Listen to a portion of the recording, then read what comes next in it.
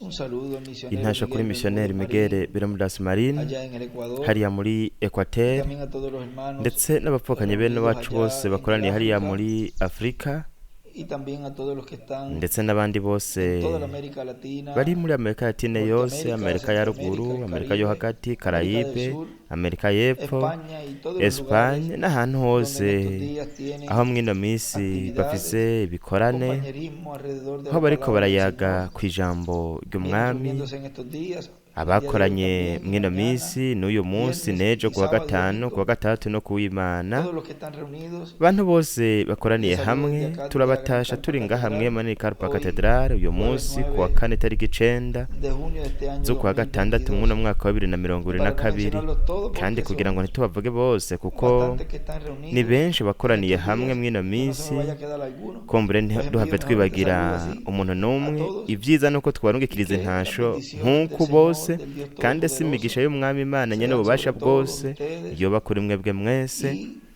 sobre mí también, no kuri porque jewe deseamos nanje, kuko todos recibir twifuza twese las kuronka bendiciones que Dios tiene imigisha para este Imana tiempo en el cual ifise Él nos muri ha iki gihe, permitido vivir. ico yatwemereye Somos kubamwo. Turi los escogidos de Dios, abatorejwe predestinados desde antes de n'Imana, la fundación del abatorejwe mundo, kera uhereye que ku isi recibirían en itararemwa, este tiempo abari al kuzakira Dios muri iki gihe manifestarnos a cada Imana uno de nosotros en igaragariye muri umwe este wese muri tiempo en twebwe muri medio iki de la raza gihe, humana. igaragariye Somos mu esos biremwa escogidos abantu. que Ni verían twebwe abo y batoranijwe comprenderían bari el kuzobona misterio de bagatahura la ibanga segunda venida del ry'ukuza kwa Señor. kabiri k'umwami. Misterio que ha sido Ibanga traído y dado a conocer ryazanwe por nuko medio del rikamenyekana mensaje de la biciye mu revelación que butumwa nos ha traído el guhishurirwa ángel del Señor twazaniwe na marayika Jesucristo, w'umwami William Yesu Soto Kristo, Santiago, William Soto el Santiago, cumplimiento de la venida ugushitsa del Señor, ugushitswa ko el kuza cumplimiento k'umwami, de su ugushitswa segunda venida. ko kuza kwiwe Y a kwa cada uno de kabiri. nosotros, N'umwe wese muri Dios twebwe nos ha dado Imana esa yaraduhaye percepción uno profética mwihwezo wa para poder gihanuzi kugira ngo comprender, dushobore gutahura, entender, creer dutahure, todo el twizere mensaje que nos ha ubutumwa traído bwose su ángel. twazaniwe na marayika Y wiwe, ndetse al recibirlo y ser muko sellado mwakira por ese ángel tukadamwo fuerte, kw'ikimenyetso none mu estamos marayika aquí w'inkomezi, tuba ya turi dentro ngaho del redil del turi mu Señor, mukuku w'umwami, preparándonos para twiteguye nuestra twiteguriye transformación. uguhindurwa Esa kwacu. es la finalidad del Iryo ni Señor ryo con sus hijos hangiro en este tiempo ry'umwami final, afitiye abana biwe al muri iki gihe ca enviarnos el nyuma mu cumplimiento de kuturungikira su segunda ugushitswa venida. kukuza Así kwiwe como kwa envió la kabiri, primera venida de nuko yarungitse Cristo ukuza con kwa el mbere kwa Kristo, mensaje afise ubutumwa y comienzo de la hamwe dispensación de la n'intango gracia, y'ikiringo c'ubuntu con el sacrificio n'ikimazi efectuado allí en la cruz del catangiwe horiya Calvario, ku musobe y al creer en Karuvariyo, él, kandi la ku finalidad de mwizera Dios ihangiro al traer ry'Imana el mu cumplimiento de su kuzana primera ugushitswa venida ko era kuza kwa mbere que cada hijo de Dios kwari uko buri mwana w'Imana naciera de nuevo, wese nazca de yovuka nuevo ubwa al creer kabiri en él en akavuka su ubwa primera kabiri venida, mu y así kumwizera mu kuza kwiwe kwa mbere, nuko bityo tuvimos un espíritu tukaronka teofánico impwemu ya de la teofaniya sexta yo mu dimensión. buringanire bwa gatandatu, Y ya con esa primera porción kandi muri uwo mugabane wa mbere estamos allí tuba representados en la sexta turi dimensión ngaho duhagarariwe mu buringanire bwa cuando gatandatu, kugira ngo Dios, por igihe medio de nuestros Imana padres, biciye mu ha bavyeyi guiado a bacu, ese kuko espermatozoide para que yararongoye runo llegue rubuto primero a rw'umugabo ese óvulo, kugira ngo abe arirwo y rubanza ahí Dios gushika ha permitido guhura n'urubuto en todas las rw'umugore. edades Aho rero Imana de la yaremeye iglesia mu bihe gentil byose byo mu y en ishengero ryo nuestro mu tiempo mahanga no muri iki que gihe cada cacu, escogido de cada yuko grupo buri mwana venga a wese, formar buri parte watoranijwe wo del muri cuerpo buri místico mugwi de Cristo, aza ese akagira templo uruhara mu biri espiritual banga que wa ha Kristo sido, mw'ino ngoro y'umujyi que ha venido bw'impwemu siendo construido yamye el igenda día de irubakwa uhereye Pentecostés ku munsi wa hacia acá. Pantekoti kugeza ubu. O sea que Ni Dios ukuvuga ha ko vigilado Imana yaritwararitse ese gene, kano ese karemangingo atributo de él, kano que karemangingo somos kayo, nosotros, ariko para twebwe que kugira ngo venga a este planeta Tierra kaze ngaha en ku la mumbe etapa de w'isi edad mu que le ha ntambuko canke mu tocado gihe vivir, twemerewe la etapa de kubamwo edad intambuko que canke nos igihe corresponde a cada uno como escogidos de Dios, cagenewe umwe como wese esos genes de nk'abatejwe Dios, n'Imana nk'utwo turemangingo y en tw'Imana, el tiempo en donde nuko mu Dios nos ha gihe colocado Imana vivir, yatwemerewe kubamwo, ahí hacer contacto aho con la vida duheze eterna, la cual es duhuzwe Cristo en su n'ubugingo primera budashira venida, aribwo ari Kristo mu y kuza así kwiwe kwa nacemos mbere, de nuevo nuko bityo tuvuka ubwa kabiri en ese cuerpo teofánico que muri Él uno mubiri wa teofaniya, nos ha uyo creado, we preparado yaturemeye para todo yaduteguriye, hijo de Dios que ateguriye viene por umwana este w'Imana planeta wese Tierra, yaje escogido ngaha de ku Dios, mumbe genes w'isi, de Dios, waterejwe n'Imana, y akaremangingo así k'Imana, obtiene el nuko nuevo bityo turonke nacimiento. Esa ukuvuka fue la ubwa finalidad de kabiri. Dios Iryo niyo ryari ihangiro para ry'Imana, con sus hijos en su iryo yari primera ifitiye venida. abana bayo mu kuza Y kwayo la kwa finalidad mbere, de Dios kandi ihangiro ry'Imana para su naryo segunda mu venida kuza kwayo kwa es kabiri que nuko recibamos turonka y kandi obtenemos así el conocimiento, tukaronka la bityo revelación ubumenyi de la uguhishurirwa segunda venida del ko Señor, kuza kwa como kabiri león de la k'umwami tribu de Judá, nk'intambwe como rey y'umuryango de wa reyes y yuda señor nk'umwami de w'abami señores. hamwe n'ubuganza En esa hora baganza le reclamo, muri iki gikorwa y cyo al kwisubiza creer ivyiwe kandi en su segunda mu venida, kwizera ukuza kwe kwa con kabiri su nombre nuevo, mu izina ry'iwe obtenemos risha turaronka bityo la revelación, la fe, uguhishurirwa para ukwizera pronto ser kugira ngo vuba transformados. duhindurwe. Ahí aho vamos a obtener aho tuzoronka dos porciones. ino Dice migabane Pablo ibiri Branham, nk'uko Branham yavuze que yuko regresamos entonces tuzokongera con dos kugira porciones, imigabane ibiri. con ese espíritu teofánico de la sexta dimensión, Iyi mpwemu ya telefone cuando mu ringano wa hemos creído en Cristo gatandatu como nuestro igihe Salvador, twayirose igihe twizera y su Kristo nombre umukiza de wacu redención, n'izina ry'iwe obtuvimos ese cuerpo ry'ubucunguzi teofánico. niho Y twarose al creer umubiri wa en su teofaniya. segunda venida, Mu kwizera ukuza kwe como kwa león de la kabiri tribu de naho Judá, nk'intambwe como un y'umuryango nombre wa nuevo, yuda mu izina ry'iwe risha recibimos la fe, la turonka revelación, ukwizera para uguhishurirwa ser kuduhesha la guhindurwa. transformación es Uguhindurwa para aquellos ni ukwabo bizera entiendan y batahura reciban kandi bakakira su venida ukuza en el kwiwe día final, en el ku día munsi postrero, en wa el nyuma ku tiempo munsi w'iherezo final, en la mu edad de gihe la ca nyuma triangularidad, mu el gihe tiempo cy'ibiruko que nos ha bizifuruka tocado a nosotros igihe twebwe vivir. twemerewe O sea kubamwo. que ni ukuvuga ko este tiempo que nos ha tocado kino vivir, gihe twemerewe kubamwo estos años que ina estamos myaka luego de la partida del turimwo mensajero, nyuma yo kugenda kw'intumwa nico iki gihe c'inyongera gihari aho antes imbere de la resurrección y la y'umuzuko transformación. hamwe no El domingo guhindurwa. estuve leyendo Ku Imana ariko ndasoma una parte donde igice kimwe aho en el púlpito ku no me gicaniro veía allí, donde sinashoboye él kuhabona había neza aho escrito algo yari yanditse y quiero ahora ikintu. corregirlo, ubu rero nashaka colocarlo wikosora nuko como es, ndakivuge nk'uko kiri, como está escrito allí. nk'uko cyanditswe ngaho. En eso pues muri ivyo baranamfasha byongeye iyo mvuze ikintu baraheza bagasuzuma hanyuma y'igikorane ku ifoto nabarungikiye namba ari uko nyene bimeze nk'uko we aba yaravyanditse ngaho. Ico gihe Repito yarambwiye ati Benji, aho ntiyavuze ngo igihe kidasanzwe canke igihe c'umwihariko nk'uko nari nabivuze, kuko ngaho kumbure ntihari umuco umeze, ntihari umuco mwinshi, ni igihe c'inyongera. Igihe naraba neza nambara amarore naciye mbona ko handitse ati ni igihe c'inyongera. Nk'uko nari nabivuze simbanza kubarungikira ifoto nk'uko nari nabibabwiye, kuko byantwara umwanya munini. Akenshi sinanasoma canke sinavuga ivyanditswe kuri ayo mafoto, ahandi naho nkavuga bimwe bitari ku mafoto nabarungikiye, kuko byantwara umwanya munini cyane. Naciye rero mfata ko noza ndayarungika amafoto igihe igikorane coba kirangiye. Ariko igihe narangiza rero ico gihe mw'uwo mwanya aho twaciye dutahura yuko yahanditse iryo jambo ati igihe c'inyongera. Nagomba kuhasoma rero kugira ngo hame, nubwo vyanditswe mu nyigisho zo kuw'Imana murashobora kubiraba byarakosowe biranditswe neza. Nashaka kubisoma, ivyo binyibutsa icanditswe mu gakarine aho William yanditse mu gakaye, nciye ndavyibuka ubunyene aho yanditse, aha ndafise umurongo w'ivyo yanditse, sinzi namba ari hano, aho yanditse ngo mu gihe umuvugishwa avuze ikintu kikaba atari ico, hanyuma imbere gato Imana izomuhishurira uburyo nyabwo bubereye, hanyuma azobikosora. Aha ntabwo ndiko ndavuga, ntabwo ndiko, kuko hariho umuntu yoca yihuta kuvuga uti Benja ashatse kuvuga ibi n'ibi n'ibi, ashatse kuvuga ibintu runaka, ariko ndabizanye nk'inyigisho intumwa ngaho. Ivyo kandi yarabivuze mu butumwa, ndibaza yuko hari muri Cartagena, ndetse acatanga akarorero igihe muvukanyi Branham yavuga mu gitabo c'ibendwe vy'ishengero yuko umugeni azoca mu koro gakomeye ibintu nk'ivyo, hanyuma imbere gato Imana iramukosora. We nyene ubwiwe aravuga atoya, umugeni ntaca mu koro gakomeye. We yavuga yuko burya abantu benshi bazoza ari umugeni. Hanyuma murabe Imana yarayimubwiye ko ivyo atariko bimeze, ko umugeni azoba ari mu buzima yuko bw'umwagazi w'intama. Umugeni ntaca mu koro gakomeye. Murabona umuvugisha ubwiwe yakosoye ivyo mwako kanya. Ndetse byongeye marayika w'umwami Yesu Kristo inshuro nyinshi yarabwira umuvukanyi Migere, yaramubwiye ati aya muri karatari nawe nyene yaramubwiye ati Migere, ibi bikure ngaha, ibisuku bimeze ubu hari umuco mwinshi. Murabona ingene vyanabaye no kubijanye n'izina.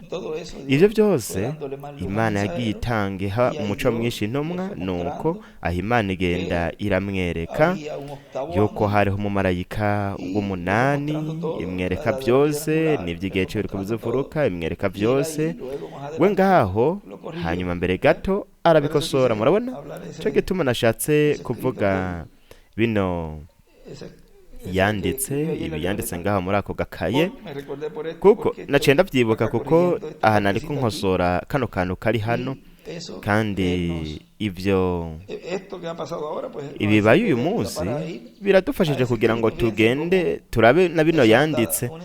Murabe ingene ibi biduha inyigisho yuko ari umuvugishwa ari we, namba hari ikintu ategerezwa gukosora ko ari we agikosora. Buri muntu wese yashobora kuvuga atoya jewe ngomana n'ibi marayika yavuze, intumwa yavuze hariya mwakiriya gihe. Nuko rewe niwagumana n'ivyo uzobura umukandida mwiza wo gusigara, kuko guhishurirwa kw'Imana kugenda buri gihe kugenda gutera imbere. Kandi buri muntu wese, umwe wese ugite ciwe, buri mugu wose muri iki gihe bivanye n'ibikorwa akora,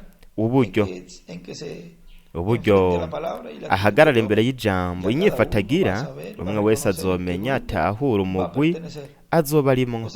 ni ukuvuga yuko tutanakwiye kuja kunigana no kugwana no guharira n'umuntu n'umwe. uwatorejwe n'Imana azogenda arakura ku munsi ku munsi, kugeza kuno kwizera kubaye ukwizera gutunganye, hanyuma agahindurwa. Abandi yindi migwi, abigira bizera, ibijuju, abo bose nabo nyene turabakunda, kuko Imana ntishaka ko hari n'umwe azimira, haba na twebwe, ariko umwe wese azofata ikibanza yagenewe. Ni vyiza munyihanganire ko mvuze bino bintu hano, gusa kwari kugira ngo ndabasomere ibi umuvukanyi William yanditse, yuko bavugishwa bonyene ari bo gusa bakosora hagati mu bantu ivyo bo baba bavuze mu butumwa runaka canke mu butumwa baba bavuze. Vyarabaye ku muvukanyi Branham ndetse no ku muvukanyi wacu William Soto Santiago. Wenyene ubwiwe Imana yamuhaye umuco mwinshi, hanyuma wenyene ubwiwe agenda arabikora, haba mu gukosora mu mwanya runaka canke agatanga umuco mwinshi ku cigwa aba yaravuze. Kuko ngaha haravuga ku rupapuro rw'amajana 34 hepfo, nasomye havuga ngo ku iherezo ry'iki kimatanije c'indwi, hejuru ncamvuga ngo yahanditse ngo igihe c'umwihariko, ahubwo ni igihe c'inyongera. no kuvuga ngo ni iki gihe c'inyongera ku iherezo ry'iki kimatanije c'indwi, aho yanditse ngo Mose na Eliya. Ako gace rero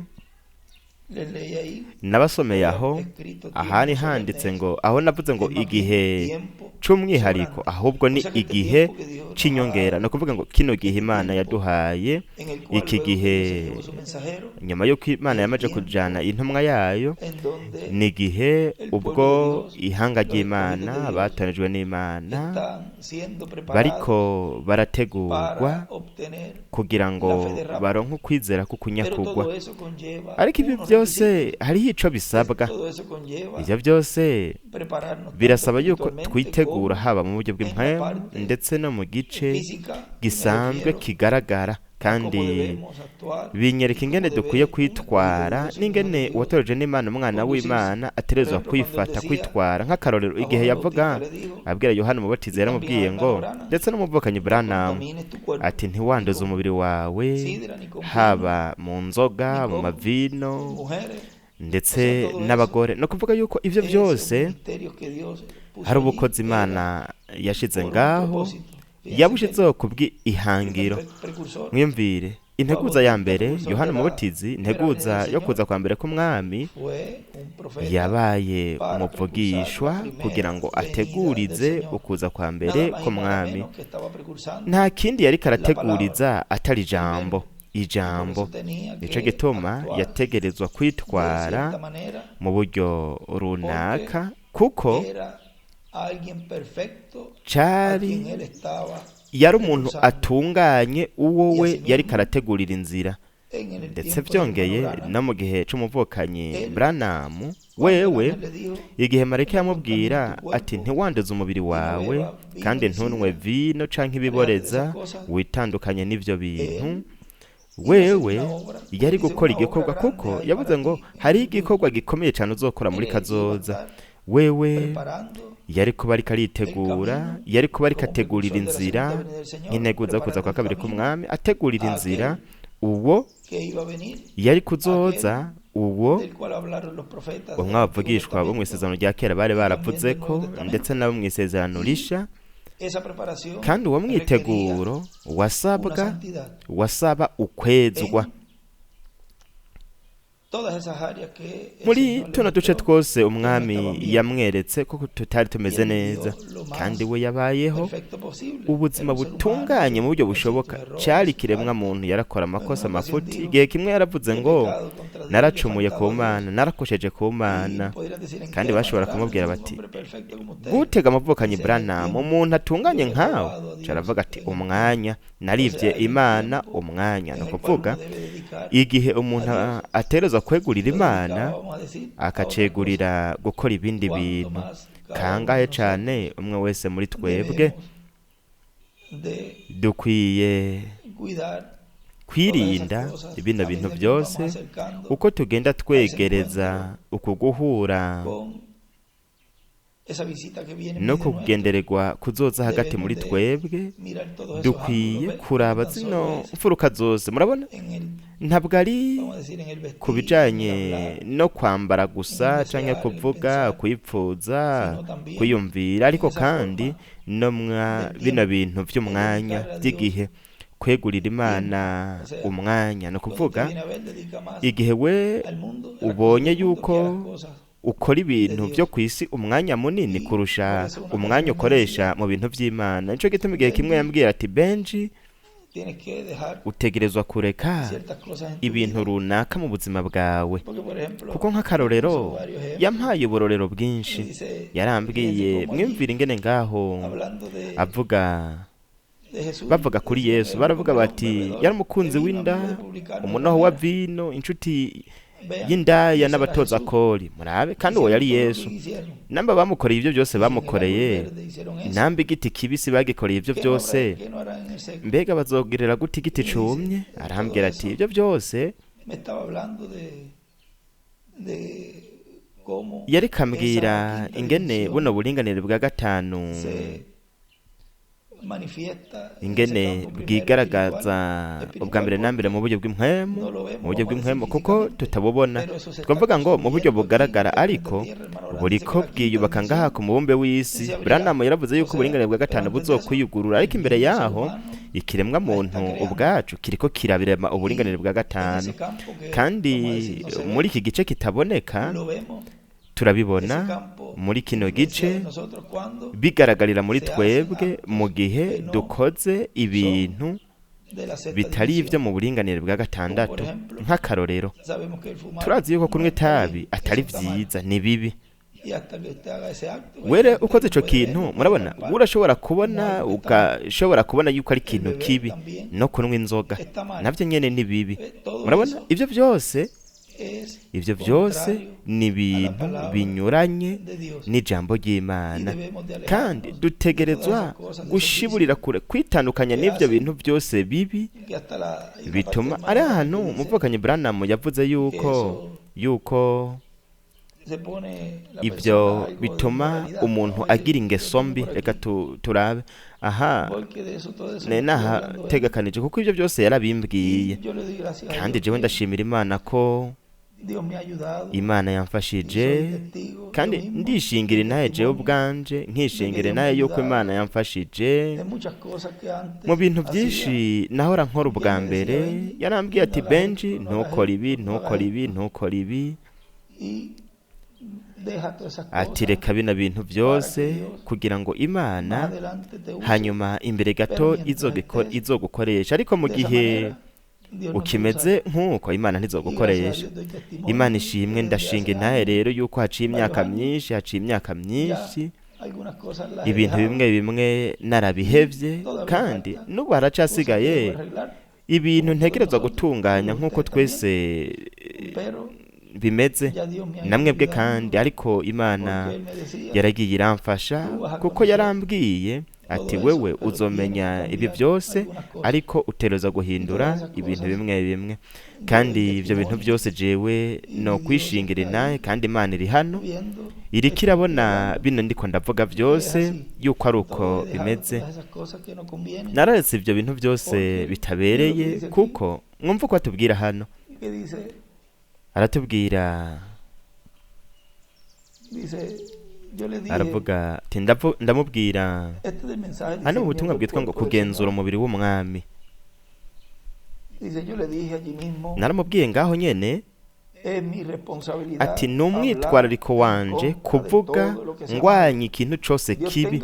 Imana igirira imbabazi abavugabutumwa badafise ukugenzura k'ukuri guhagije kugira ngo bavuge bagwanya buri kintu cose kibi. Umuvugabutumwa adashobora kugenzura muri mpwemu yera ico abantu bakeneye. Imana yaravuze ati uyu mubiri n'ingoro ya mpwemu yera, hagize umuntu yonona iyi ngoro nzomuhonya, nzomucamwo kubiri. Dutegerezwa kuvuga ubutumwa tukerekana ko kunywa itabi ari bibi. Ikibazo kiri ku bavugabutumwa benshi banywa itabi. Ivyo nivyo bica biba, bo baratinya kuvuga ivyo mu rushengero kuko bazi yuko nabo nyene bavyagirizwa babikora. Kubigenzura neza amarikeri, alcohol, niko bavuga. Mbega bironona mu mateleviziyo, mu vyapa, mu binyamakuru berekana bigeme beza bariko baranwa amakarato y'inzoga, berekana bagitangura murabe imbere gato, bibuzuza ubumara bubi bwonona. Igwirirana z'indwara zo mu mutwe ziturutse kuri ivyo zirateye ubwoba cane, zigatuma haba kutisonera mu gwaruka. Ndetse n'amashengero uyu munsi ariko arabivugako, akavuga ati ni munwe duke duke.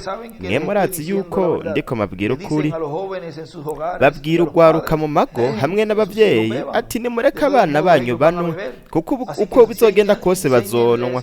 Nuko rero nimubigishe kunwa duke duke. Bibiliya yarabicira kwiteka, ntabwo ari vyiza.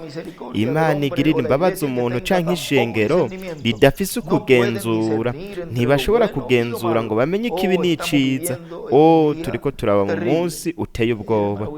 William yandika ngo alcohol itera indwara zo mu mutwe, ukutisonera, ukutagira indero. Ni ukuvuga ngo ivyo byose umwana w'Imana watojwe n'Imana ategerezwa gushiburira ku ruhande, nuko akitandukanya n'ibintu byose bibi vyonona umubiri, ubwenge, bikazanira ibibazo urugo rwiwe. Nuko rero abakozi b'Imana bose, abavukanye bene wacu baba bafise kino kibazo canke ino ndwara, kuko ayo n'amavise ni ibintu bibi. Bategerezwa kurondera ubufasha kugira ngo nimba babonye yuko bakeneye ukwitabwaho,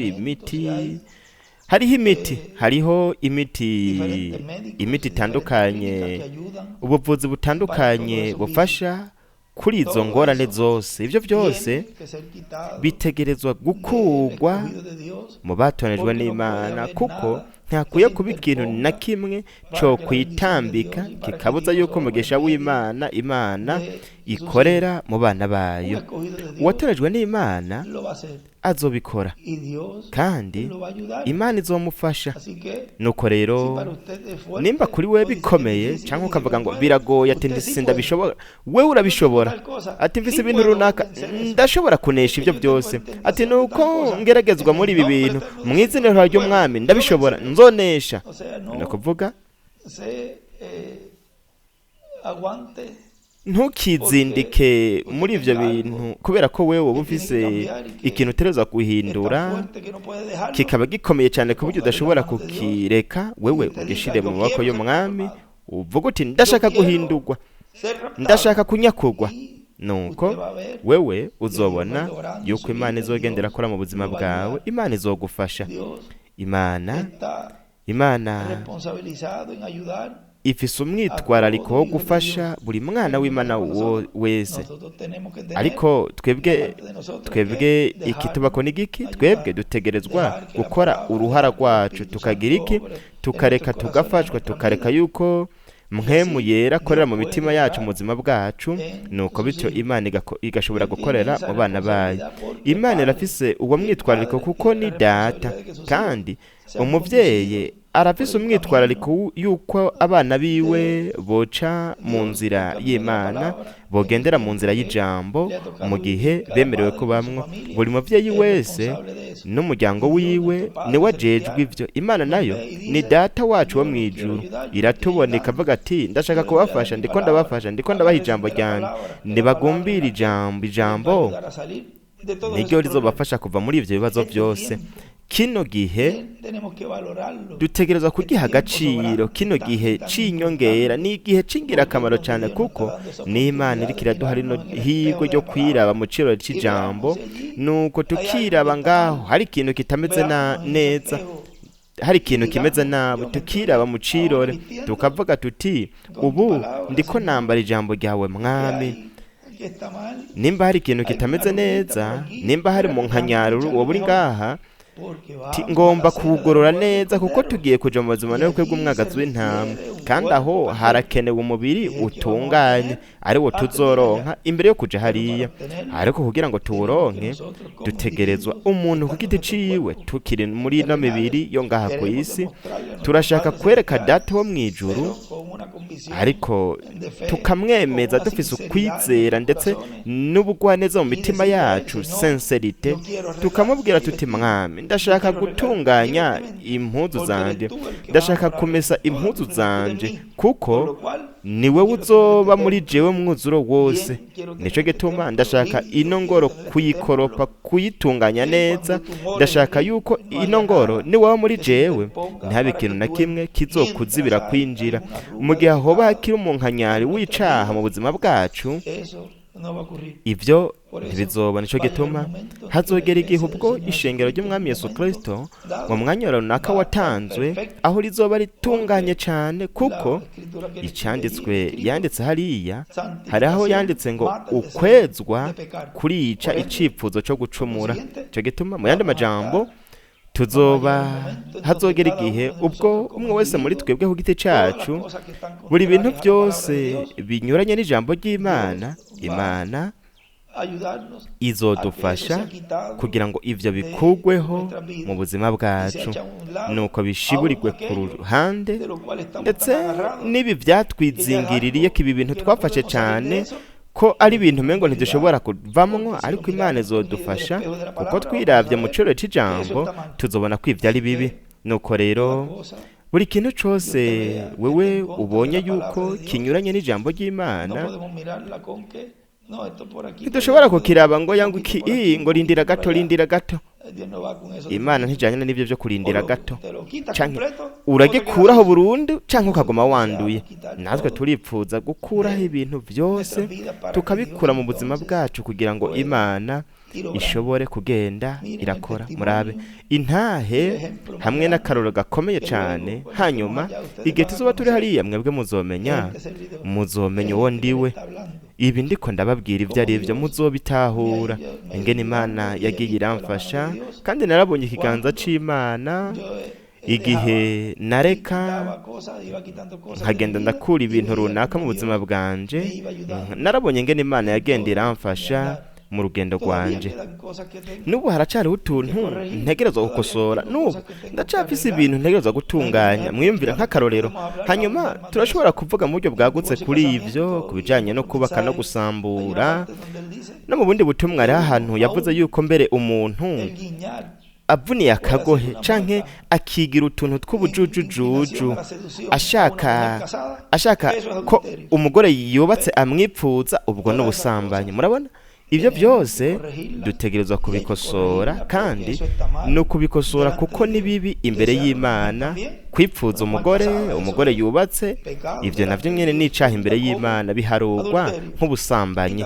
ndetse byongeye n'umugore ategerezwa kwirinda ingere yambara, ntaba ariko arambara kugira ngo abandi bagabo bamwipfuze, kuko ivyo azobiharugwako kandi azobazwa uwo mugabo. nuko rero ibintu byinshi twoshobora kubivuga kuri iki cigwa, ariko n'uwundi munsi tuzobivuga ivyo mu gihe tukiri muri iki gihe c'inyongera, twitegurira uguhindurwa kwacu, kuko umwanya uwo wose hazoba urukurikirane rw'ibintu vyahanuwe, vyavugishijwe, ari byo umwe wese muri twebwe dukwiye kuba twavyiteguriye kugira ngo turonke uguhindurwa. ngomba kubasomera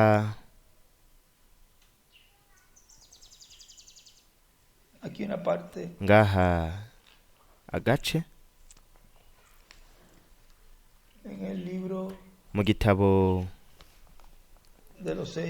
c'ibimatanije,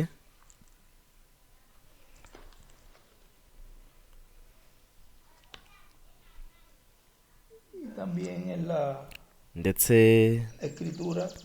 no mu vyanditswe, kuko igihe ca nyuma, mu gihe abana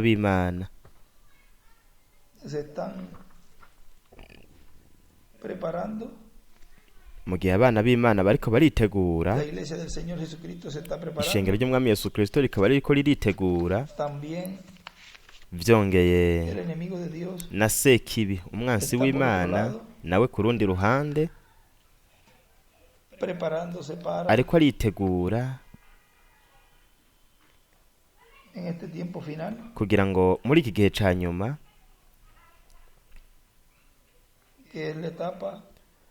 ariyo ntambuko ya nyuma y'ibirenge bivanze ivyuma n'ibumba,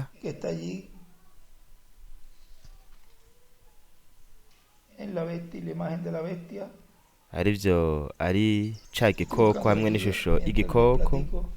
ndiko ndarondera ngaha mu gihe tukiriko turayaga,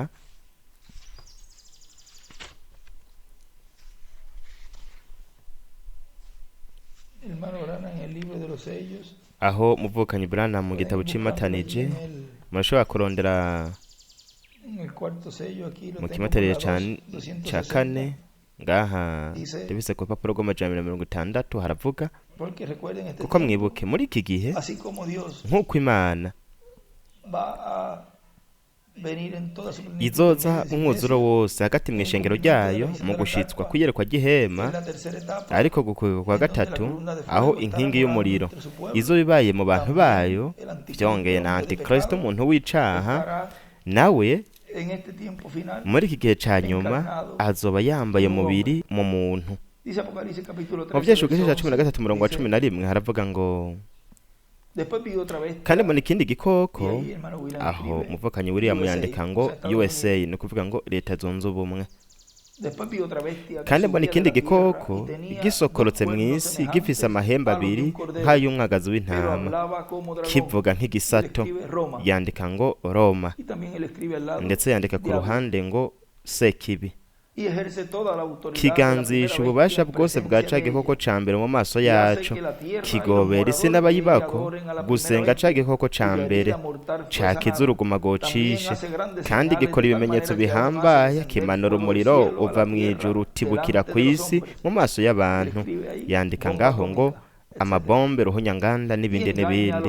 kizimirisha ababa kw'isi ibimenyetso cahawe gukorera mu maso ya ca gikoko, kibarira ababa kw'isi gukora igishushanyo ca ca gikoko cari n'uruguma rw'inkota, gihava kirabaho, gihabwa guha ico gishushanyo c'igikoko guhumeka, ngo ico gishushanyo c'igikoko kivuge kandi cicishe abatazogisenga bose.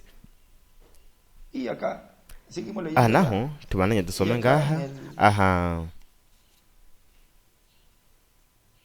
mu gitabo cy'Iyomatanije ku rupapuro rw'amajana 60 haravuga ngo rero uyu ni antikristo bwiwe kuba ari umuntu ku mugani wiwe ku ishengero ryiwe yarahawe ikibanza cyo kwihana mu gihe c'ishengero rye Tuwatire ntiyihana. mwibuke reka dusome ibyo mu Byahishuwe 2 kuva ku murongo wa 18 kugeza ku 23 kandi wandikira umumarayika intumwa y'ishengero rye Tuwatire ati umwana w'Imana ufise inyonga zisa n'imbeya z'umuriro ibirenge byiwe bisa n'umuringa w'umwakaka aravuga ibi ngo ndazi ibikorwa byawe n'urukundo rwawe no kwizera kwawe n'ingene ushitsa ibango ryawe no kwihangana kwawe kandi ko ibikorwa byawe byo hanyuma biruta ibya mbere kuba byinshi ariko mfise ico mvuga yako yuko ukunda urya mugore Yezebeli umugore w'umuvugishwa w'ikinyoma ari we ibi ni Branham bivuze ngaho ni hagati y'utuzitizo ati umugore w'umuvugishwa w'ikinyoma ari we yategerezwa kuba umuvugishwa w'ukuri w'Imana yategerezwa kuba nivyo kandi umugore wiwe ni Yezebeli. yandika ku ruhande Yezebeli Ahabu yategerezwa kuba ari umuyuda w'ukuri. ndababwiye ibyo yanditse ku ruhande ariko yari umuntu yahungabanye kuko umugore wiwe yamujana mu byo ashaka byose. yandika ngo Ahabu papa, Yezebeli ishengero. turabona yuko Yezebeli afata amahera yiwe ndetse akarongora aba nk'uko ashaka, yiyita uvugishwa n'Imana. abandanya asoma kino gisomwa mupfukanye Branham mu Byahishuwe 2 murabyumva akigisha akazimeza abagorano banje. izi nyigisho za Yezebeli zari zarakwiye mu gihugu cose niko Branham avuze. abandanya asoma icanditswe kugira ngo bashakane bajye ivyaterekerejwe ibigirwamana kandi namuhaye uburyo bwo kwihana ntiyakunda kwihana ngo areke ubushakanyi bwiwe. yandika ku ruhande ngo Yezebeli aca yandika ngo Jacqueline ishengero rya Katolika, candika ngo Ahabu John F Kennedy ndetse kandi aca yandika agakwabu papa. ehe ndamutsinda ku buriri, acandika ngo mu buringanire bwa 5 ndarongekira abasambana nawe amarushwa menshi bazokwinjira mu koro gakomeye ntabwo ari umugeni. ibi nivyo rero yari yamye avuga yuko ariya mu bihendwe by'ishengero yari yavuze yuko umugeni azokwinjira. yavuze yuko burya abantu benshi bazokwinjira mu koro gakomeye hanyuma yaciye abikosora. aha aravuze rero yamaze kuronka buno bumenyi yaciye atanga kuno guhishurirwa aguha ishengero atazinjira mu koro gakomeye si umugeni niko Branham avuze. bandanya gusoma nibatihana ibikorwa vyiwe kandi n'abana biwe nzobicisha urupfu. Branham yandika ngo indaya. Branham aravuze ngo uru n'urupfu rwo mu buryo bw'impwemu murabyizera. iri ni jambo nzobicisha urupfu. bapfuye rero babatandukanye burundu. yandika ngo urupfu rwo mu buryo bw'impwemu. no ngaha nyine twari ko turasoma mu kugenzura umubiri w'umwami. yaravuze ati ntidushobora kugenzura dukoresheje ibyo abantu biyumvira canke ibyo abanyabwenge batubwiye canke ibyo abapisikologe batubwiye. ibyo abapisikologe batubwiye dutegerezwa kureka tugatwagwa n'ivy'Imana itubwiye. umuntu azotungwa n'umutsima gusa ariko azotungwa n'ijambo ryose riva mu kanwa k'Imana. Matayo 4:4. kubwo kutagenzura umubiri w'umwami abenshi bariko baradendebukirwa bakagwara, abenshi barapfa mu buryo bw'impwemu. icago ca nyuma cakubise Egiputa gwabaye urupfu. icago ca nyuma gikubita ishengero ni urupfu rwo mu buryo bw'impwemu. uyu munsi ico dukeneye ni ugukanguka ko mu buryo bw'impwemu, ni kanguro ryo mu buryo bw'impwemu ku kugenzura. ku ruhande yandika ngo turakeneye ikanguro ku kugenzura.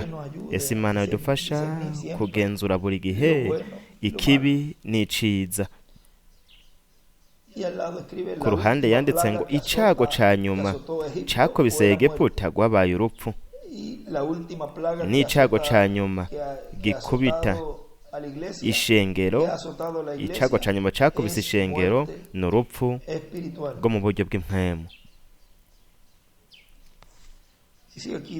aha bandanya avuga mu gitabo c'imatanije ubwo n'urupfu rwo mu buryo bw'impwemu murabyizera iryo ni ijambo nzobicisha urupfu iyo bapfuye rero ni uko baba batandukanye burundu ni byiza mwibuke we yabahaye umwanya wo kwihana igihe cya tuwatire cyari igihe cy'uwo mwijima igihe haza ugendera ku farasi y'agapfiri n'igihe batereza gutanga amahera ku bwa misa amasengesho hamwe n'amanoveni bamaze kwanka kwihana mu gihe cya tuwatire yaciye ahindura ava ku ifarasi y'agapfiri ajya ku ifarasi ibenjutse urupfu kugira ngo aheze akore ubukozi bwiwe bwa nyuma murabona uru ni rwo rugendo rwa nyuma rw'uyagendera ku farasi ibenjutse iyo mu byahishuwe arakomeza ku 261 rero ndashaka kubakangura ngaho mwe wese ku giti ciwe umuntu mu kwanka Imana n'umuhamagara wayo hazogera igihe uzobikora ku nshuro ya nyuma nk'uko byabaye neza kwa rya shengero nuko rero ahazoba ari iherezo kwihangana kw'Imana ni kuzokwama ibihe byose kuri ku muntu nuko rero igihe yanka akanka kubyemera aho byaciye bihinduka cahabwa izina rya rupfu gutandukana Imana yaravuze ati n'abana biwe nzobafata abaprotestani n'umwe wese muri bo nzomwicisha ugutandukana guhoraho acandika ngo ifarasi ibenjutse hepfo ku gace ka nyuma kwa runo rupapuro rw'61 haravuga ngo ivyo tuzobibona mw'idonido ejo canke ku gatandatu igihe tuzokwiga ku vyago bizoba nko muri Egiputa yabahaye umwanya wo kwihana kandi n'igihe cago ca nyuma rwabaye urupfu ico ndico cabaye icago ca nyuma cakorotse ku ishengero rya Pantekoti ni urupfu rwo mu buryo bw'impwemu ryarapfuye aho ni mw'izina ry'umwami ryarapfuye mu buryo bw'impwemu yabahaye umwanya wo kwihana nabo baravya ubu rero ryarapfuye namba ntibazongera kuzuka hanyuma turabona bano bantu bose ba Pantekoti bagerageza kuzana abepiskopi abasaseredoti bakabita mbere ba padiri beranda n'ibindi byatereza kubatera isoni mbega ubwo buhumyi buzobageza he Yesu ntiyavuze yuko igihe inkomi z'ibicucu zaza kugura amavuta zitayarose mwe murumva abantu uyu munsi bavuga bati nararose mpwemu yera ndavuga mu ndimi ariko ntibashaka kuza mu ishengero nk'iri baravuga bati sishaka kuja hariya kandi bavuga ko bafise mpwemu yera ariko nuko baba bagishaka vya bintu vyabo vyo kw'isi vyanduye bashaka kuguma i Babuloni ariko kandi ngo banezerezwe n'imigisha yo mw'ijuru murabona nivyo twamye turavuga muri ino minota iheze ntidukwiye kuguma mu bintu vyo ngaha kw'isi mw'uburinganire kuko ntitwoshobora gukorera imana zibiri dukorera imana yo mwijima canke tugakorera imana y'umuremyi w'ijuru n'isi umuntu ategerezwa guhitamwo ntagomba kuguma ku isi ariko kandi ngo yongera akorera imana Yesu bwiwe yaravuze ngo ntimwosaba imana nitunga murabona ko yabivuze nuko rero wewe niwakizwa uzonezerwa nibikorane mpwemu yera ariko yerekana ashingira intahe kw'ijambo ry'Imana ari ry'ukuri umuntu yaravuze ati abantu bavuze urwamo rwinshi bakanshavuza ni ukuvuga muri ivyo bikorane we mu by'ukuri uzoshavura cyane niwagera mu ijuru mwiyumvire uko bizogenda igihe twese tuzoshikayo bizogenda gute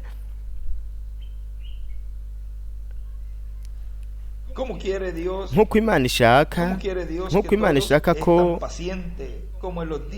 iracihanganye nko mu minsi ya Nowa iyo yaragize ingufu irihangana imyaka 120 kugira ngo bihane ariko ntibihanye acandika ngo imyaka 120 mu minsi ya Egiputa Imana yarungitse ibyago ndetse n'ibindi bibi byose ariko naho nyene ntibihanye yandika ngo ibyago yarungitse Yohana ariko naho nyene bigumiye mwa bya bindi nyene irungika Yesu kugira ngo apfe akiza abo bose bumva ijambo ubu naho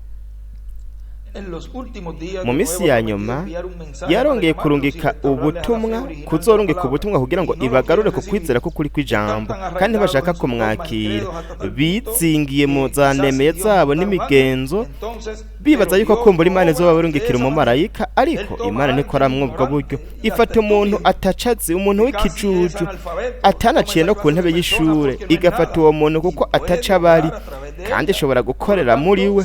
Kubw'ivyo rero hagize umuntu yumvira ko ari ikintu gikomeye cyane, iyo ntishobora kumukoresha. Buri gihe yamye ikora uko. Umuntu ategerezwa kugira ubwo atakintu amaze kugira ngo aheze abe ikintu akigizwe n'Imana. Aca yandika ngo Imana ikoresha abantu ataco bari ataco bamaze, umuntu atacari, niko yanditse. Ntishobora gukoresha umuntu yibaza yuko hari ico amaze. Yabahaye umwanya wo kwihana ariko ntibihanye. Iyo yarongeye ibongera uwundi mwanya, aca yandika ngo muri Chicago.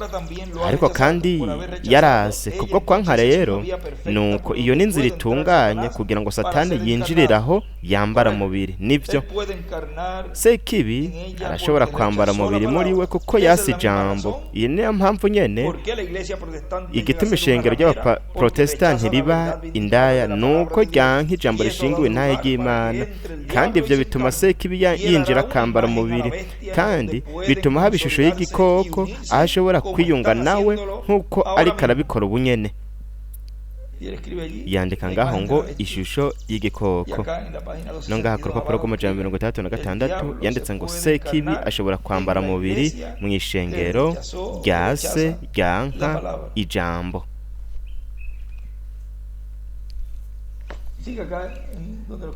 Aho atwa dusigaje kugira ngo turangize ngaha uno murongo wo mu Byahishuriwe 13 haravuga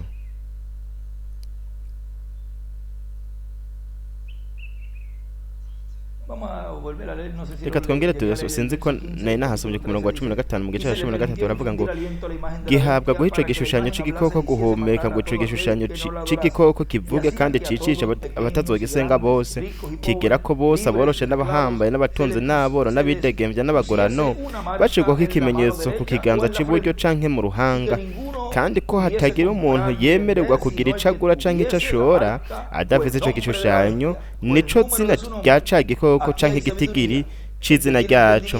Aho niho ubwenge buserukira. Ufise ubwenge naharura igitigiri c'ico gikoko n'igitigiri c'umuntu. Igitigiri caco n'336, kandi ivyo murashobora no kubirondera hariya mu gitabo c'imatanije ku rupapuro 178.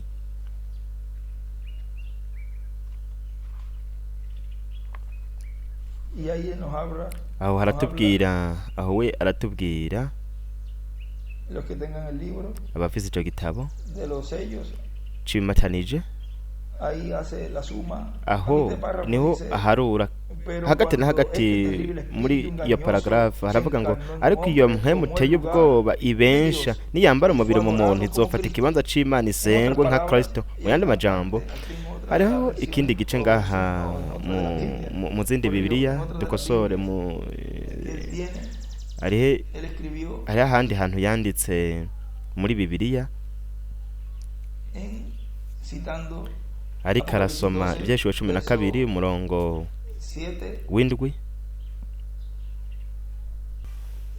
kuva ku ndwi kugeza ku 9 haravuga ngo mwijuru havyuka intambara, Mikayeli n'abamarayika biwe bagwanya ca gisato. Ico gisato kigwana n'abamarayika bacu ntibatsinda, kandi mwijuru ahabo ntihaba hakiboneka. Ca gisato c'amahero kirakorogwa, nico yanzoka ya mbere yitwa mugwanizi irindi ni Satani, nico kizimiza abari mw'isi bose, gikororerwa kw'isi, abamarayika bacu bakoranwa naco. Yandika ngo isi yose iriko irabeshwa, ibeshwa nande? N'igikoko na Roma na Papa. Ishusho y'igikoko nayo Leta Zunze Ubumwe.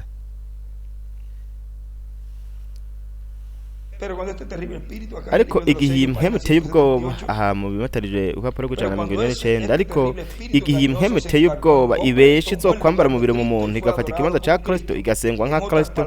Mu yandi majambo hari Vatikano, jewe nari hariya handitswe ngo Vicarius Filii Dei, Vicarius Filii Dei, kandi ibyo byanditswe no mu ndome z'Abaroma. Rero wowe ubisobanuye bisobanura ko mu kibanza c'umwana w'Imana, mu yandi majambo ni vicariyo, no kuvuga ngo umuntu atwara ikibanza c'uwundi, ni umusubirizi mu kibanza c'umwana w'Imana. Bibiliya iravuga ngo uwufise ubwenge naharura igitigiri c'ico gikoko, kuko ni igitigiri c'umuntu, kandi igitigiri caco ni 366. Were ufata ico citiriro Vicarius Filii Dei, indome ziharurwa nk'uko Abaroma babivuze, uziteranije uzotora igitigiri 366.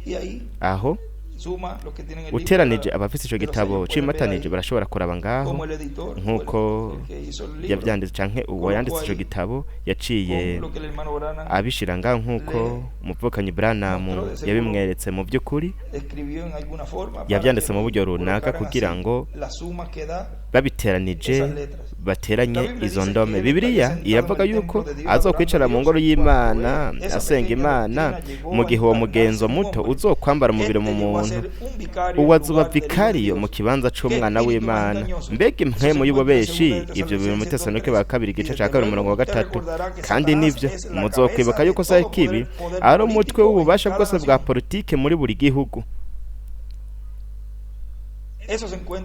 Ibyo biri muri Mateyo 4:8. Satani yajanye Yesu Kristo ku musozi hejuru. Turonderaho muri Matayo igice ca 4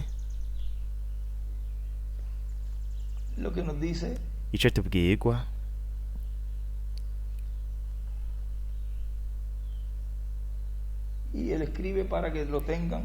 Nivyo yanditseho kugira ngo tube tubifise muri iki gisomwa ca Matayo 4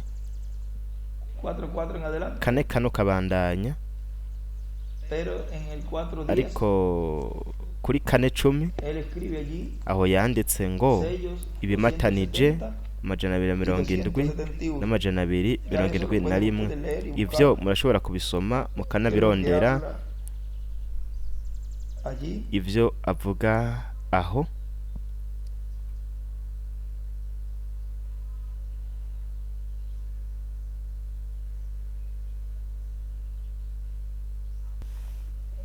Reka dusome agace gato ku 270. Haravuga ngo aha turabona ubugingo n'urupfu byongeye guhura ubwa nyuma. Ugendera ku farasi y'igitare y'ubuzima bw'ukuri hamwe n'ugendera ku farasi benjutse y'imigenzi ivanze, ibintu biriko biragera ku gahinyuza ka nyuma.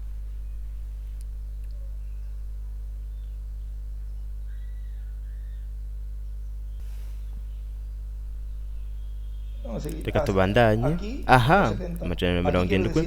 Aha hari ikintu nashaka kuvuga. Birashoboka mwe ntimwe mushaka gucizera, ariko mukigenzure kugira ngo mube mutekanye. Hari ibara rimwe rudende ry'umwimerere igera, buri rindi bara ryose ni ikintu kivanze. Kristo ari kwijambo neza neza gera ritavanze uhereye mu ntango. Amen.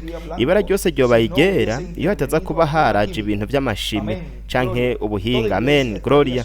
Ishengero ryose ryoba rishingiye ku nyigisho z'intumwa z'ijambo. Imana ishingira intahe ijambo ryayo iyo hataza kuza ikivange c'amadini na zanemeye. Aho rero mwe murabibona. Ubu ndumva nezerewe gome mwami. Hari ibara rimwe ry'umwimerere igera, ntirivanze namba n'amadini canke zanemeye. Oya, mwibuke kandi abera biwe bambaye impuzu zera, ntabwo zivanze n'amadini na zanemeye. Turabona yuko amadini na zanemeye niyo azana amabara avanze, ariko ngaha hari ibara ry'umwimerere iryaje. Ariko ibara ry'umwimerere riri no ku bantu biwe, kandi bo baribijwe mu maraso ariyo yogeje impuzu zabo, nuko baca barongika ayo mabara avanze mu kibanza cayo. Tubandanye ngaho aho dushobora kubandanya dusomaho yanditse ngo impuzu zera bingana ijambo. No ngaha ariko avuga kuri uwo murongo muvukanyi Branham yavuze ngaho, aho twari ko turasoma ku 178, ahavuga Matayo 4:8. Aho turaye muri Matayo 4:8 haravuga ngo umugwanizi yongera kumujana ku musozi uhagaze cyane, amwereka ubwami bwose bwo mw'isi n'ubwiza bwabo. Ati ibyo byose ndabiguha ni wapfukamira ukansenga. Buno Yesu aramubwira ati mvako Satani, kuko byanditswe ngo uhoraho imana yawe aba ariyo usenga kandi aba ariyo uzosaba yonyene. Maze umugwanizi aramureka kandi abamarayika baraza baramukorera. Murabona kandi ino ntebe ya Satani aho Sekibi azokwambara mubiri mu umuntu w'icaha,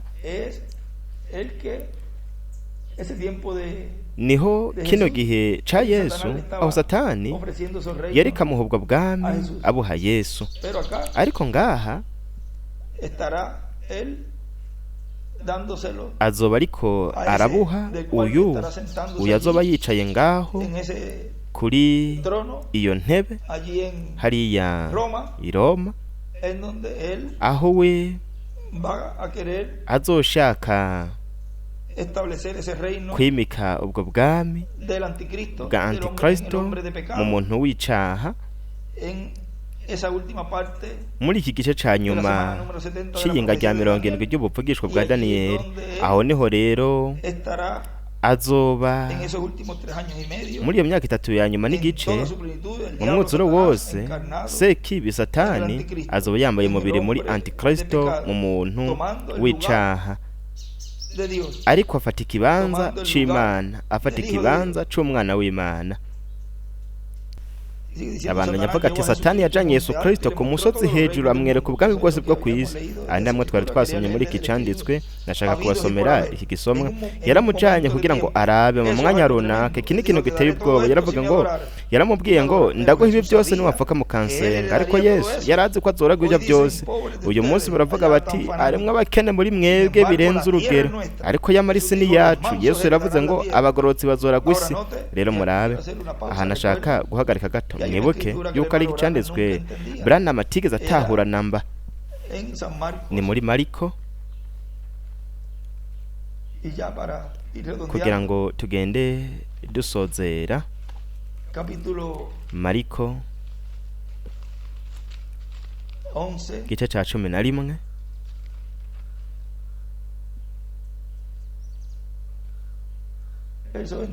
murongo wa 22 kabandanya,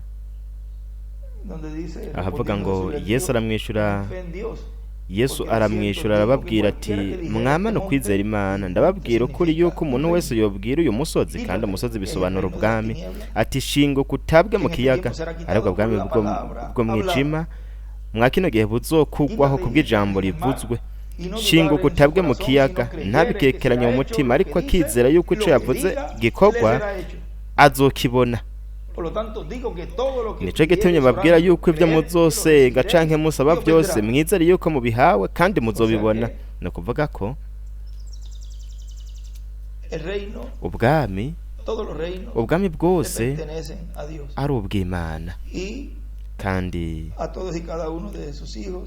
umwe wese mu bana biwe, nk'uko yavuze ngaho ati abagororotsi bazoragwa isi. No kuvuga ngo twebwe twese turi abaragwa, abaraganwa na Kristo Yesu umwami wacu, turi abazoronka buno bwami. Rero murabe Yesu yarazi ko azoburagwa, aca aramubwira ati mvako Satani, byanditswe ngo udusenga umwami Imana yonyene kandi aba ariyo uzokorera. Murabona ingene yaciye amusomera icanditswe, murabona ingene buri gihe yaciye amusomera icanditswe. ni ukuvuga yuko ibyo byose twebwe bidufasha muri iki gihe, ubwo kugira ngo ntihashobore kuza iciyumviro canke umuntu canke mwemu runaka kutubwira ngo ndaguha ibi n'ibi n'ibi, mu gihe umuntu abona biciye mu byanditswe yuko ari bibi, aho ashobora guca asubiramo kico canditswe ati byanditswe ngo toyandaza kuguha ibi n'ibi n'ibi, ndaguhuraga ibi n'ibi n'ibi n'ibi. Abagororotsi bazoragwa isi, twebwe turabaragwa. Ntabwo dushobora kugurana akayabu tukagurana urukwavu, niko twavuga. Ni kuvuga ngo twebwe turatekanye, twebwe tugenda dutekanye, kuko ubwami bwose bw'inosi buzohinduka ubwami bw'umwami wacu. Ngaha hepfo nashaka gushikaho we ngaho yanditse ikintu, reka tuharabe hanyuma duce turangiza. Havuga ngo nuko rero haje ugendera ku ifarasi, ndasimbye agati kw'129 mu gitabo cy'imatanije. Nuko rero haje ugendera ku ifarasi ntiyari afise igitsibo, ariko yarahawe kimwe, kandi yagendera ku ifarasi yera, yari afise umuheto ariko ata myampi. Nuko igihe yaza mu kanya gato yaciye ahabwa igitsibo, kuko badashobora guha igitsibo ngo bagishire ku mutwe w'impwemu, ariko iyo mpwemu yambaye umubiri mu muntu, igikorwa ca kabiri c'ikiringo, ubukozi bwiwe. Nuko rero yabaye umupfugishwa w'ikinyoma yambitswe igitsibo kugira ngo akore ibikorwa vya mpwemu ya Antikristo. Ubu rero turabibona neza, Satani rero yamaze kuronka ububasha bwo kugenzura ivya politike kw'isi yose. Aca yandika, reka dusome n'aka gace kanyuma. Haravuga ngo rero harageze ubwo hazoba ububasha bw'amadini bukomeye cyane, namwe bavukanye ntimushobora gutahura kino gihugu kigaragara mu Vyeshuwe 13 gishushanywa n'iki gikoko cahagurutse nk'umwagazi w'intama n'amahembe abiri, ububasha bwa gisivile n'ububasha bw'amadini, ariko kigakora vya bintu nyene vya ca gikoko ca mbere. Umengo biratangaje, ariko igishushanyo ca Amerika ya ruguru ni igiti 13 hamwe n'umugore kigaragara mu gice cya 13 byahishuwe.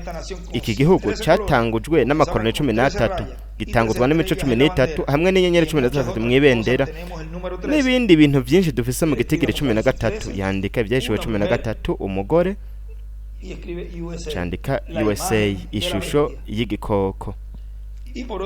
Kandi ku rundi ruhande ashatse kuvuga umugore. Kandi kwihereza azoshika nk'uko nabivuze yuko umugore azogenzura igihugu. Ivyo narabivuze haraciye imyaka 30, ndetse mu bintu ndwi nahanuye mw'ico gihe 5 byaramaze gushitswa. Ubu barafise umuntu yiteguriye kwinjira, ubwo mwebwe muzotora mu vya politike. Hari abantu bavuga kumbure ko bidashobora guhera kurangira, kandi nivyo ari ibintu twashobora gusoma byinshi kurana amabanga yose Imana yatuzaniye biciye mu nteguza ndetse no muri marayika wacu ntumwa. Murabe hano turabe ku majana 364 haravuga ngo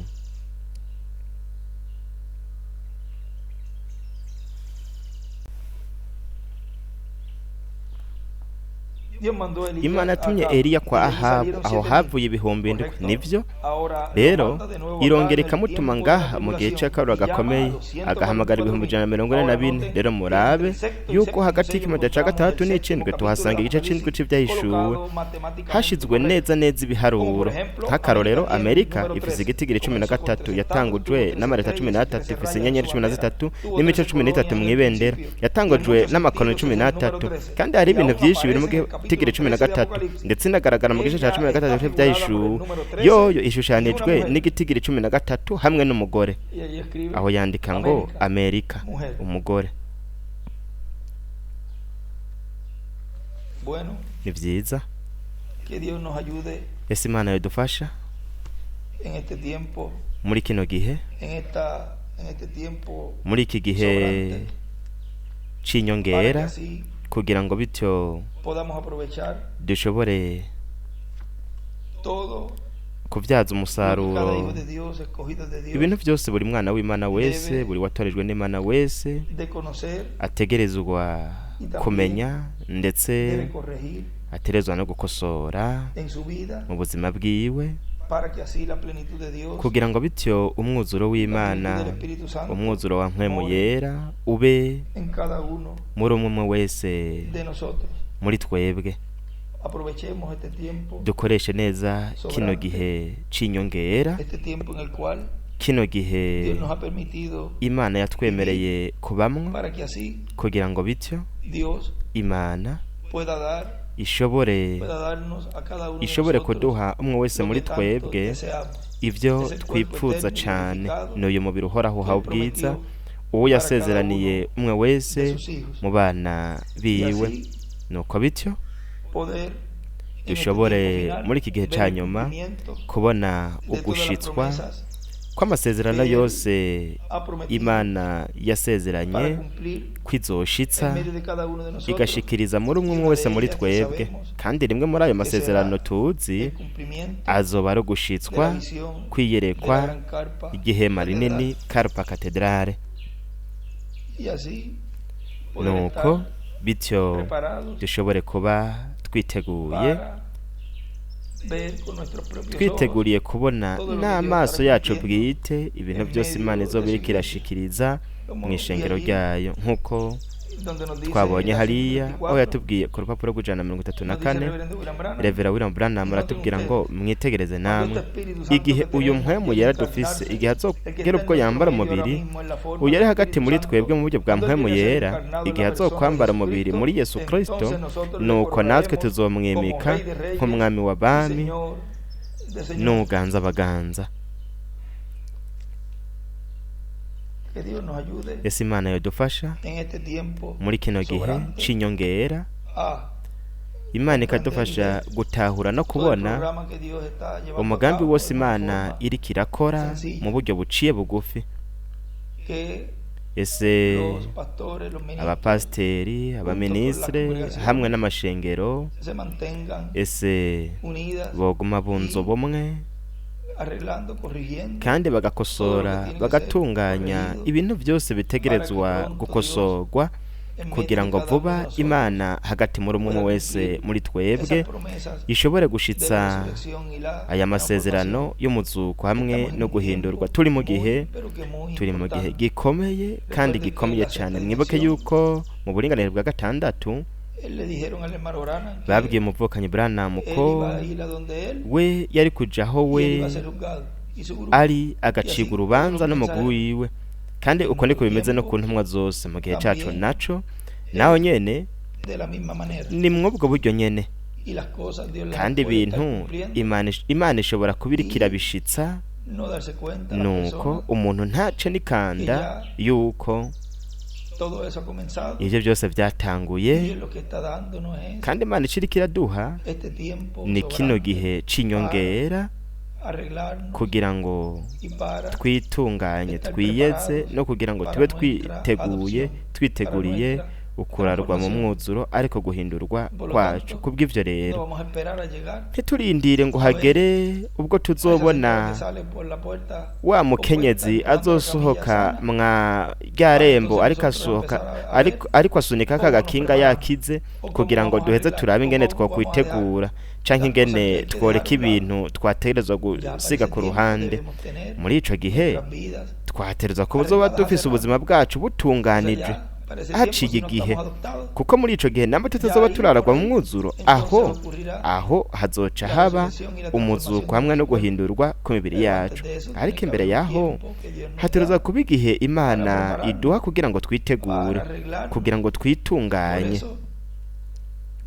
Nico gituma ntimurindire ngo muvuga muti nihagera igihe cyo gutunganya ibintu runaka aho nzoca nitegura, canke nihatangura kuvugwa ku bintu runaka ko umuntu aterezwa kwiyunga navyo aho rero nzoca mpindura. Ivyo byose birashobora kuba biriko birashitswa, kuko ngiye gusiga amapurusantaje kugira ngo ntibavuge ngo navuze kwibeye bimeze uku nuku nuku.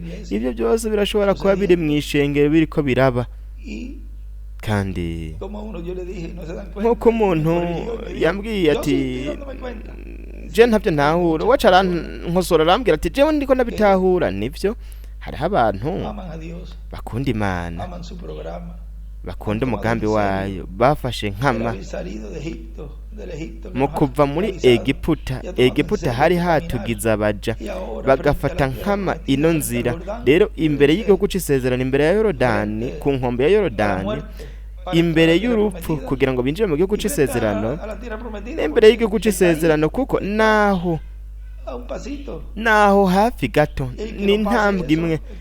Ikitubako ikidushikako tutaritegura, nuko rero bizoba ngombwa ko duca muri Yorodani, ariko twe twarasezerano ko tuzoyijabuka yumutse. Ni ukuvuga yuko twebwe twafashe nkama, kandi abenshi bafashe nkama, abatoranije bafashe nkama kino gihe co kwitegura, kino gihe kino gihe gisigaye, igihe Imana yaduhaye, kuko twe ntituraba hano, turashaka kuja hariya imbere yuko igikoko, umuntu w'icaha Antikristo aza ari kumwe n'ingabo ziwe zose, azotanguza gufyondwa. Mwibuke mu buryo bw'impwemu harashobora kuba hariko haraba ikintu, ariko kizoba gufyondwa kw'ishengero igihe azomenya kumbure ibintu runaka azoba ariko arabona, nuko kizoca gihinduka agafyondo kw'ishengero. Abaministre bazoba bikoreye isanduku ariryo jambo, ico gitero ku baministre ndetse no ku makoraniro. Hanyuma Imana imaze kudukura ngaha, kazoca kaba agatotezo ku nkumi z'ibijuju ku 144. Aho rero hazoba ari mu kabaro gakomeye. Imbere yuko hashika ivyo byose, dukoreshe neza kino gihe ubu twovuga yuko dutekanye, kandi Imana ikaba yaratwemereye kumera nk'uko ducecetse, hatariho urwamo rwinshi nk'uko bari hari ku musozi wo guhindurirwako mu cumba co hejuru imbere yo ku munsi wa Pentekoti. Bari bacecetse binumiye, bose baravuga babwira Branham ati, tereka uyaterezo kuba ari hariya murovyi, yaterezo kuba ari hariya mwakiriya kibanza, tugiyaterezo kuba ku rundi ruhande, ntituze vyabo. Bari bari ngaho bariko baritegura. Uko ni kubana mu gihe cacu, turacecetse mu gihe cyo kubizufuruka twitegura kugira ngo turonke umwuzuro w'umwami. Hanyuma aho inkome z'ibijuju, abazomenya canke abazi yuko hazozo kunyakugwa n'ivyo byose, bazovuga bati tariko naka vyagenze gute, tugiyaterezo kuba ari ngaha mu kibanza runaka, yahora akunda guca ngaha na hariya, ariko sinamenye ko habaye izamurwa kubera ko ibintu bihano vy'Imana. Murabona, bazoba bamaze gucererwa kuri abo bazoba baje kurondera amavuta. Nuko rero dukoreshe neza kino gihe Imana yaduhaye, kandi tuyikengurukire kuko yatwemereye kubaho muri no misi ya nyuma, kugira ngo twitegure, kugira ngo turonke uguhindurwa igihe c'inyongera.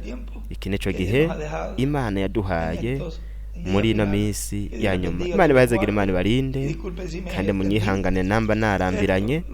Ibi tubifata nk'ikiyago, nuko tugaheza tugasabikanya bino bintu byose vyanditswe kuri bino bintu byose twazaniwe integuza yo kuza kwa kabiri k'umwami, ndetse kandi twazaniwe na marayika w'umwami Yesu Kristo, ndetse n'ivyanditswe yagiye arandika ari byo umugisha ukomeye cyane no gukura ko mu buryo bw'impwemu kuri twebwe twese.